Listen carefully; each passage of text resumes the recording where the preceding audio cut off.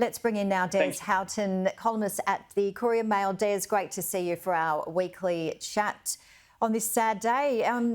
Tell us about your thoughts of Richo and what he meant to you.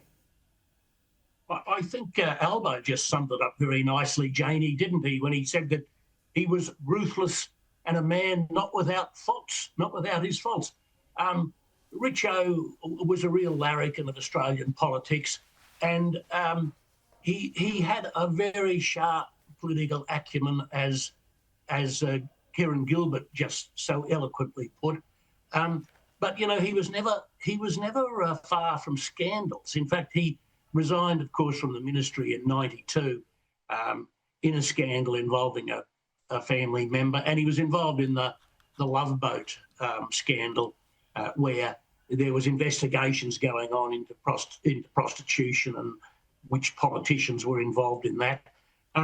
Nevertheless, Richo,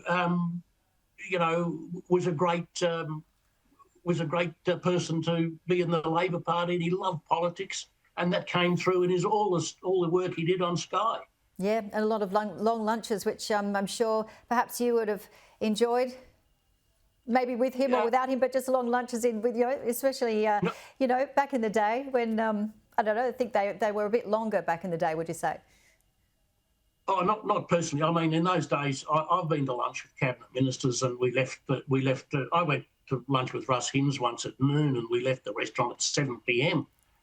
So that's a long lunch. But Graham Richardson achieved a lot. He was ruthless. He was a kneecapper, and these days you'd wonder whether people would allow that kind of behaviour in the new political settings.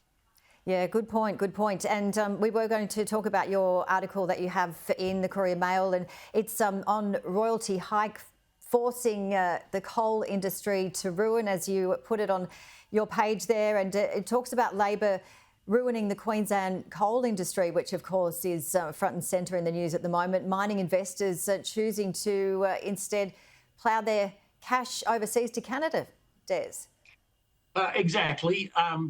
Anastasia Palaszczuk, Stephen Miles and their treasurer, Cameron Dick, sabotaged the industry by introducing the world's toughest royalty scheme. It actually drove the mining companies out of Queensland. And Glenn Vassallo, who I talked to, says they're not going to come back because they don't trust us anymore. They've taken their money to places like Alberta in Canada. So has Brian McDonald. So has Gina Reinhart. The royalties regime is a lot less there.